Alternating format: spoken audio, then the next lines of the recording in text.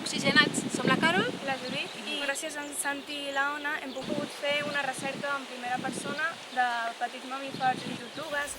Va ser la primavera passada, treball de camp amb el guiatge dels experts de la Fundació EMIS, començant pel programa de seguiment de petits mamífers, el CEMICE. Les 36 trampes segueixen un patró. El protocol de seguiment el diu el Museu d'Història Natural de Granollers, llavors hem fet un rectangle 9x4, 36, 4 tires de 9 trampes, que estan per aquí, al terra.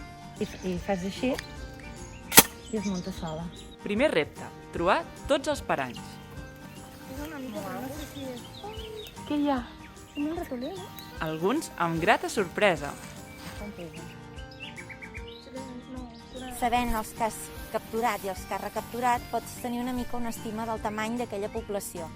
I com que fem els seguiments cada any, pots saber si aquella població va més o va a menys, o si la seva àrea de distribució ha canviat. Què hi ha? No veus? Ratolins i una musaranya. És la crocidura, la rússula. Mira els ulls, que petits. Tu que deies? Mira els mugrons, veus com els té? Un tip d'aprendre. Aquí sí que han entrat, han fet pipi, i pipi caca, però no s'ha tancat.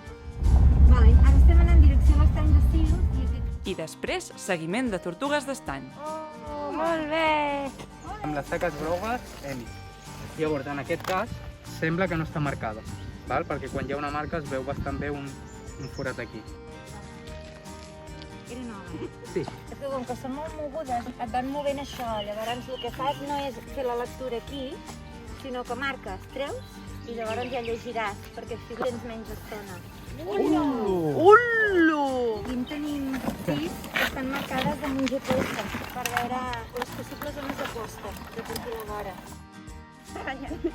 És que tenen unes ungles... Avui sortiràs bona, ja veuràs. Fins que arriba el millor moment, sobretot per les tortugues. Ha sigut una experiència única. Molt maca.